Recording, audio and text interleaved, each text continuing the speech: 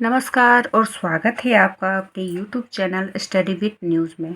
और जैसा कि आप जानते हैं आज हम मौर्य प्रशासन के बारे में जानेंगे। हमने अपने फर्स्ट चैप्टर में फर्स्ट वीडियो में मौर्य युग को पढ़ लिया था, उसे कंप्लीट कर दिया था।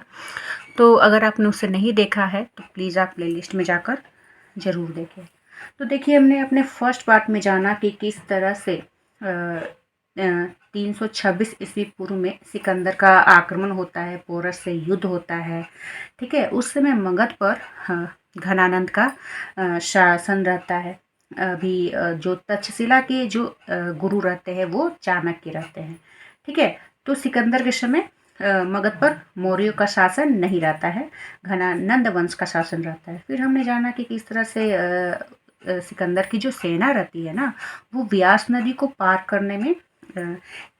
करने से इनकार कर देती है। तो सेल्यूकस जो है सिकंदर जो है, सॉरी मैंने सेल्यूकस कह दिया, सिकंदर जो है वो लौट जाता है। लेकिन इसका जो थल सेना का जो, तो हमने जाना कि किस तरह से जो थल सेना का जो रहता है सेल्यूकस निकेटर, वह किस तरह से वापस आता है। वह कह सकते हैं अपने देश ना लौटकर फिर से भारत की ओर आ जाता है सेल्यूकस निकेटर। ठीक है, तो उसका युद्ध होता है। क्योंकि देखिए, वो जब आता है तो उसे लगता है कि अब मगध पर जो शासन होगा वो नंद वंश का ही रहेगा। लेकिन वो जानकर, वह देखकर आश्चर्य होता है कि अब तो यहाँ पर किसका शासन हो जाता है, तो यहाँ पर अब चंद्रगुप्त मौर्य का शासन रहता है। तो इन दोनों का युद्ध होता है। ठीक है, युद्ध में सेल्यूकस निकेटर हार जाता है और वह कितने क्षेत्र देता है, तो 4 क्षेत्र देता है चंद्रगुप्त मौर्य को। कौन कौन सा? कंधार, मकरान, हेरात, काबुल। ठीक है, मतलब पाकिस्तान अफगानिस्तान का ये जो एरिया रहता है वो चंद्रगुप्त मौर्य को दे देता है। दोनों में संधि होती है और बदले में चंद्रगुप्त मौर्य भी उसे 500 हाथी देता है और उसकी पुत्री से चंद्रगुप्त मौर्य का विवाह होता है हेलेना से। तो इतना हमने अपने फर्स्ट पार्ट में पढ़ा था। अब चलिए हम आगे बढ़ते हैं।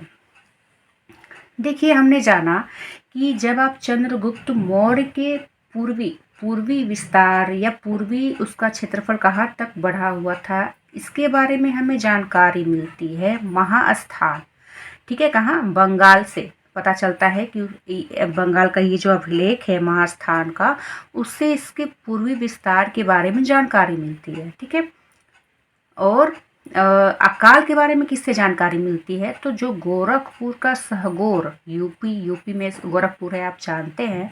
यूपी का जो सहगोर है गोरखपुर, ठीक है, वहाँ से ये पता चलता है कि इसने कहा कि लोगों को दान देना है, लोगों को दान देना चाहिए अकाल पीड़ितों के लिए, अकाल में राहत सामग्री देने के लिए इसने कहा। इससे पता चलता है, तो यूपी के सहगोर गोरखपुर में अभिलेख से पता चलता है। पूर्वी क्षेत्र विस्तार के बारे में महास्थान से जानकारी मिलती है।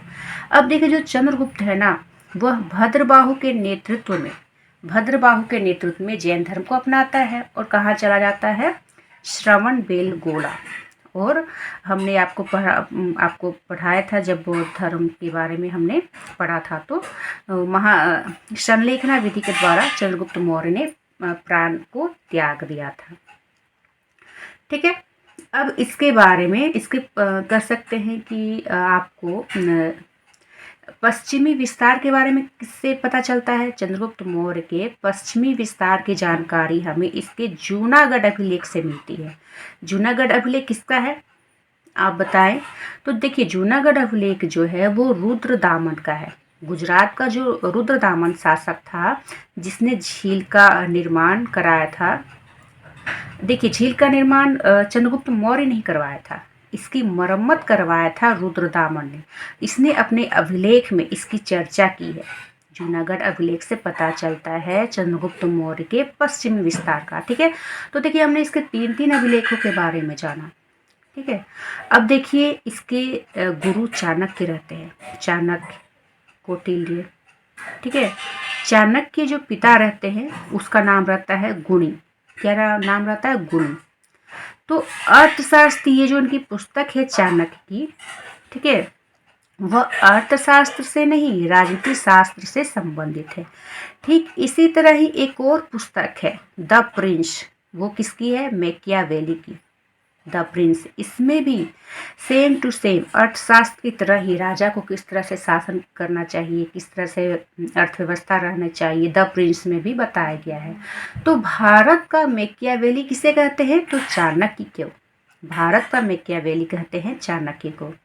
ठीक है। अब ये जो अर्थशास्त्र है ना, ठीक है, उसमें 15 अधिकरण है, मतलब 15 लेसन है, 15 लेसन है अर्थशास्त्र में। और इसमें सप्तांग सिद्धांत के बारे में बताया गया है, मतलब राजा के 7 अंग होने चाहिए, इसे ही सप्तांग सिद्धांत कहा गया है। ठीक है। तो जो सबसे पहले होता है वो होता है राजा। सप्तांग सिद्धांत का पहला सिद्धांत है राजा। फिर है अमात्य, मतलब मंत्री। तीसरा है जनपद, मतलब क्षेत्र। चौथा है दुर्ग, मतलब किला घेराबंदी। पांचवा है उसके मित्र, मतलब पड़ोसी देश कह सकते हैं। छठा है धन, धन मतलब कोष। कोष रहेगा तभी तो वो अपने शासन को अच्छे से चलाएगा, है ना। सातवां है न्याय। ठीक है।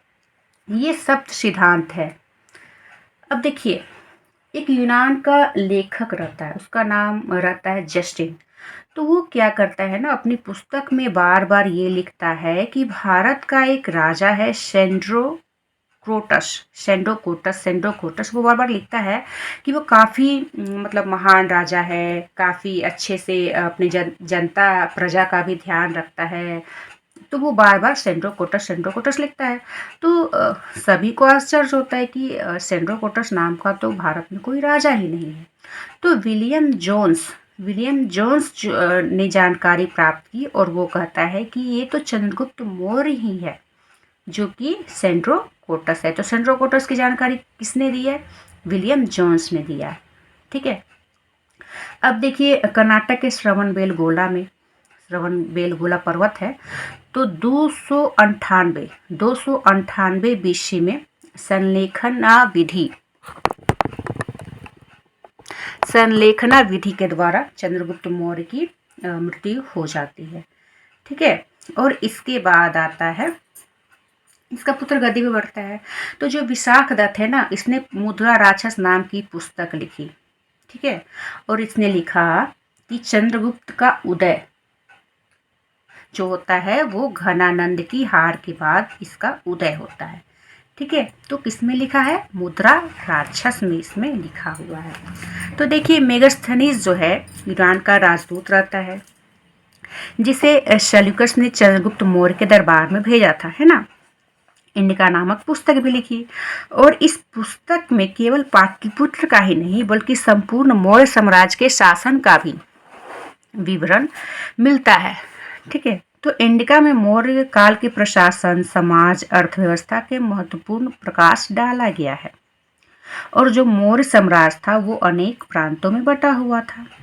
ठीक है। मैंने आपको बताया कि 7 भागों में समाज बटा हुआ था, ऐसा मेगास्थनीज की इंडिका में भी लिखा हुआ है। प्रांत, जिला या निकाय में बटे हुए थे। और इसका प्रशासन का प्रधान स्थानिक होता था जो समाहर्ता के नियंत्रण में कार्य करता था। ठीक है। इतने हमने जानकारी प्राप्त की। अब देखिए, पाटलिपुत्र, कौशाम्बी, उज्जैनी, तक्षशिला ये प्रमुख नगर थे। और इन सभी कौटिल्य के अर्थशास्त्र में नौकरशाही का उल्लेख किया गया है। राज्य के विभिन्न विभागों की देखभाल के लिए अनेक पदाधिकारियों को नियुक्त किया गया था। सबसे ऊंचे अधिकारी को तीर्थ या फिर महामात्र या अमात्य कहा गया है, जिनकी संख्या 18 थी। और जो मौर्य नौकरशाही जो है वो पिरामिड के समान थी। सबसे शीर्ष पर मंत्री और उनके नीचे अन्य कर्मचारी रहते थे। ठीक है। अब इसका गुप्तचर की हम जान ले, सैन्य व्यवस्था कैसी थी। देखिए, कौटिल्य के अनुसार सेना जो थी वो चतुरांगिनी सेना थी इनकी। अब देखिए, मतलब पैदल, हाथी, घोड़े, रथ ये सभी उसमें थे। ठीक है।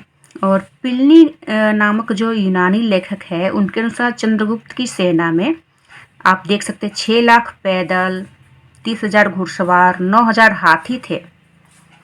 इनकी गुप्तचर व्यवस्था भी काफ़ी सुदृढ़ थी, काफ़ी अच्छी थी। संचार के लिए गतिमान गुप्तचर संस्था, एक जगह रहकर काम करने वाले थे। प्रतिवेदन, विशेष संवाददाता इसको कहा गया। पुलिस शानी लोगों के विचारों से राजा को अवगत कराता था। ये चर मतलब अर्थव्यवस्था में वर्णित गुप्तचर। गुड़ पुरुष मतलब अर्थशास्त्र में वर्णित गुप्तचर। तो अब देखिए, किसानों से वसूले गए टैक्स जो था उनकी उपज के चौथे हिस्से से छठे हिस्से तक होता था। जिन किसानों को सिंचाई सुविधा दी गई थी उनसे सिंचाई कर वसूला जाता था। ठीक है। और नगरों में बिक्री के लिए जो माल लाया जाता था उन पर प्रवेश द्वार पर चुंगी लिया जाता था। तो ये इनकी शासन व्यवस्था थी, गुप्तचर व्यवस्था, है ना, सैन्य व्यवस्था। अब नेक्स्ट हमारा जो पार्ट आएगा वो है बिंदुसार के बारे में, और इससे हम अपने नेक्स्ट पार्ट और नेक्स्ट वीडियो में पढ़ेंगे। तब तक के लिए धन्यवाद।